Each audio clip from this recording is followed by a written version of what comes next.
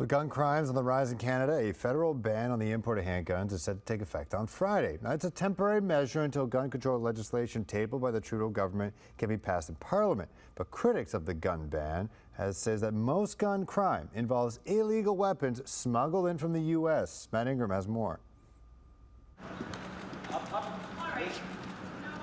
Searching for contraband, Canada Border Services dog Tiba and handler Paul Parkinson are offering a demonstration. They're smelling the gunpowder, the gun oil. This is a functioning firearm. The audience is Public Safety Minister Marco Mendicino and local MPs Chris Bittle and Vance Badeway. I think she has 27 enforcement actions this year, and I think she has high 50s total. The three politicians were at the Rainbow Bridge in Niagara Falls this morning to see how border officers detect handguns being smuggled into Canada, including how this mobile X-ray machine is used. This would be our interesting item here. That looks like a pistol.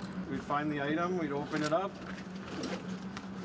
and if we found it, I found like this, the person would be under arrest. Enforcement officer Adam Whyte says handguns are found regularly.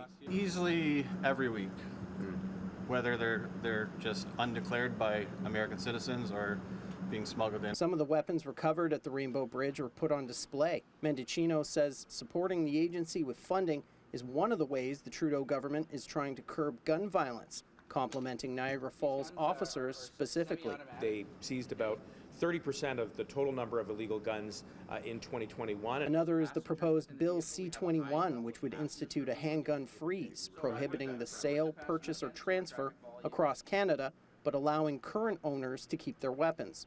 Until the bill is passed, the government is temporarily banning the importation of handguns effective Friday. This will serve as an important temporary measure that will have the desired impact of getting us closer to the national handgun freeze. If they wanted to stop gun violence, they'd put more resources to border agents to stop gun smuggling. Right. Conservative public safety critic Raquel Dancho has been critical of Bill C-21 since it was tabled in May.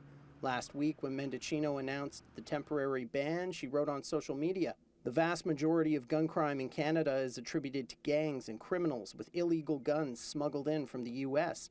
Today's announcement will do nothing to stop the flow of illegal handguns." Toronto's deputy police chief has told parliamentarians that of the guns involved in crimes that could be traced, 86% are smuggled in from the U.S. Some victims of gun crime support the ban and the freeze. This is not going to solve the problem, but it's one step in the right direction. Gun control advocate Karen Vanskoy's 14-year-old daughter Jasmine was shot and killed in 1996 with a handgun stolen from an Oshawa gun shop, not one smuggled in from the States.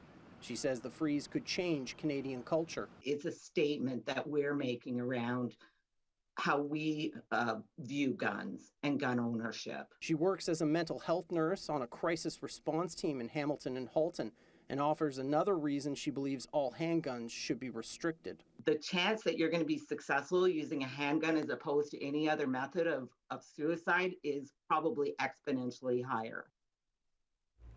Statistics Canada says firearm-related violent crime has been on the rise since 2014, increasing in most jurisdictions across the country. It says handguns were the most serious weapon present in the majority of firearm-related violent crime between 2009 and 2020.